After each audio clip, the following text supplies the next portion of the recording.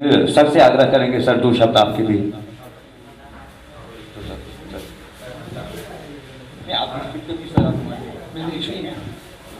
मेरी छोटी भाभी का नाम रेनू है और जब पिछले 4-5 साल से मैं जब भी विभाग के कमरे से आवाज़ आती है, ये अलग कमरे में बैठ के लिखती हैं, तो मुझे लगता है वो मेरी छोटी भाभी से बात कर रहे हैं, तो मगर अपने आप से बात कर रहे होते हैं।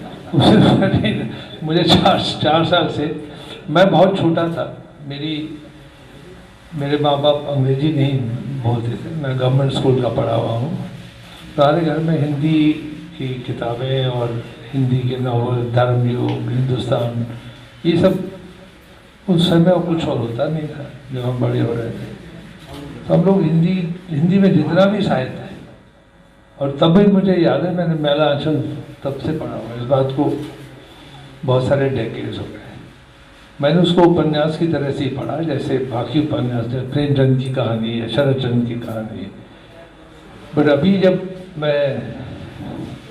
मेरी किस्मत अच्छी, मेरी शादी विवाह से हुई, तो मैं तो साइंटिस्ट हूँ, मैं साइंस रिसर्च करता हूँ।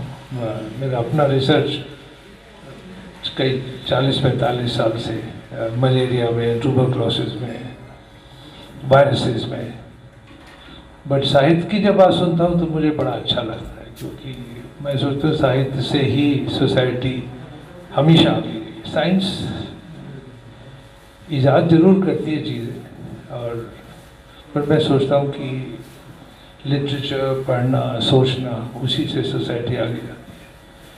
तो अगर आप कुछ साइंस की बात सुनने को तैयार है तो मैं बोलने को तैयार हूँ, मगर आप सवाल ही पूछ सकते हैं। मगर मैंने एक कॉलेज में पढ़ाया, फिर मैंने IIT कानपुर में पढ़ाया, फिर मैंने दिल्ली यूनिवर्सिटी में पढ़ाया। हम दोनों ने ज़िंदगी भर पढ़ाया ही है।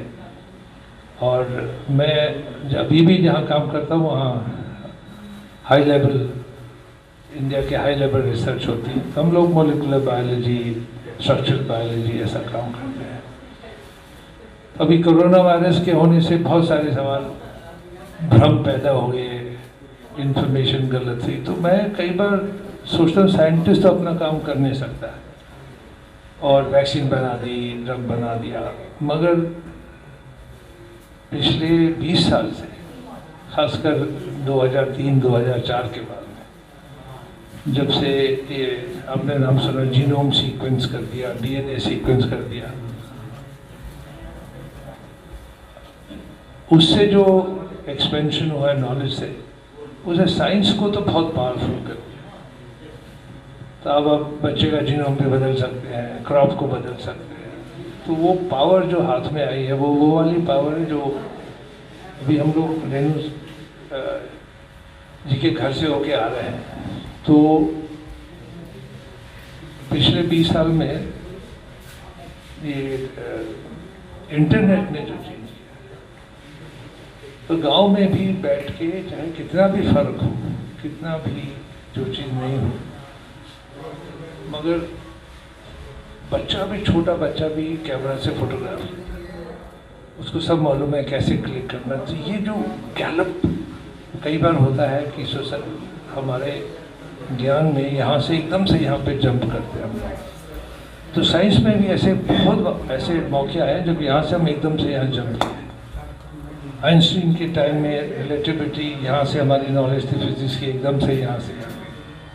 इसी तरह से मॉलिक्यूलर बायोलॉजी में, तो जब आपने देखा ये वायरस नया आया तो इसकी वैक्सीन 65 दिन में इसकी वैक्सीन बन के हो गई, ऐसा कभी नहीं हुआ हिस्ट्री में।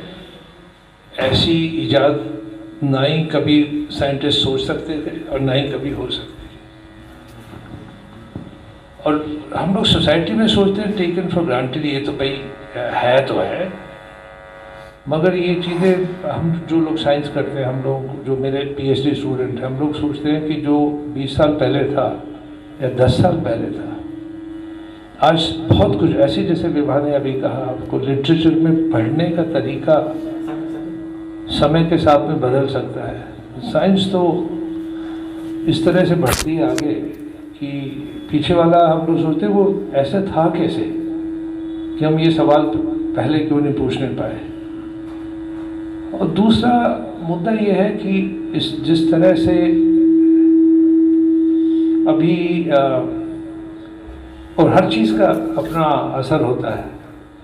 साइंस का भी जैसे इजाद तो हो गया, अब इसमें इतनी पावर है, इसमें आप जितनी मर्जी तस्वीर ले लीजिए, जितनी मर्जी डिलीट कर लीजिए, जितनी मर्जी आप गलत इन्फॉर्मेशन इसमें डाल दीजिए और जितनी मर्जी आप इसमें अच्छी इन्फॉर्मेशन डाल दीजिए।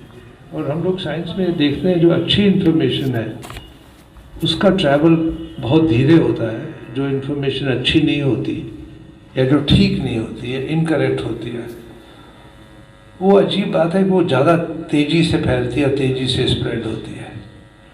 तो इन चीज़ों को एज ए सोसाइटी कई बार मैं सोचता हूँ हम लोगों को ध्यान रखना पड़ेगा, अपने बच्चों को बताना पड़ेगा इसकी क्या वो कैसे किया जाए, कैसे नहीं किया जाए।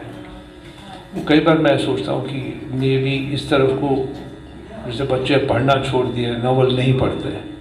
हम लोग बात कर रहे थे क्योंकि मैं जब बिल्कुल छोटा था तो मैंने ए से लेके जेड तक प्रेमचंद पढ़ा होगा, बट अभी किसी बच्चे से आप पूछिए तो ये बच्चे की, मैं नहीं सोचता इसमें बच्चे की कोई गलती है, ये बस समय आगे चलेगा तो यही आपको इनकलकेट करना पड़ेगा। मैं तो बहुत खुश हूँ मैं आप लोगों से अब मिल के, मगर मेरी एक ऑब्जर्वेशन है और वो अगली बार जब हम यहाँ आए तो बात करने तो आप उसका समाधान करिएगा। मैं जब आपने कल कहा कि बात करेगा तो मैं सोच रहा था कि आप बहुत सारे मेल्स होंगे बट बहुत सारी महिलाएं भी होंगी। अगली बार आप ऐसा करिए जब ऐसी मीटिंग हो तो आपकी महिलाएं भी यहाँ पे होंगी। अगर महिलाओं को आपने मेंबर नहीं बनाया है तो उनको बनाइए, उनको अगर आपने नहीं सुना है तो उनको सुनिए, उनसे जिस विभाग को हमको बुलाया आप लोग मिल रहे हैं, अब हमको उनसे भी मिलवाइएगा।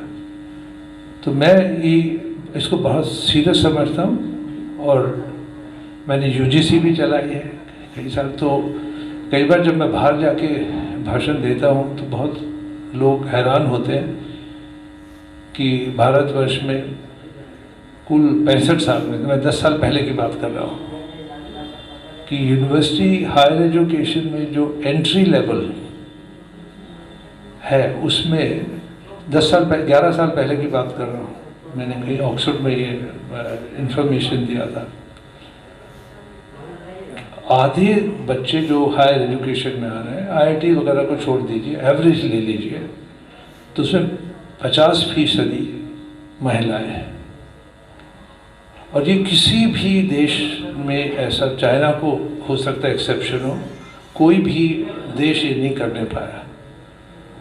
तो हम लोगों की सोसाइटी ने वो करके दिखाया ना, आप ही लोगों ने किया, आप ही की बेटियां, हम बहुएं, मेरी बेटियां, मेरी बहनें, ऐसा कोई घर नहीं है जहाँ से स्कूल करके वो यूनिवर्सिटी की तरफ, जहाँ ये नहीं हुआ है या जहाँ ये पॉसिबल नहीं हुआ, हम लोगों को वो पॉसिबल करना है।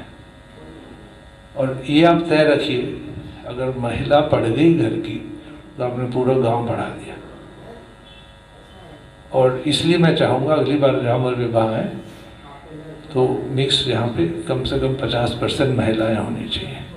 बहुत बहुत शुक्रिया।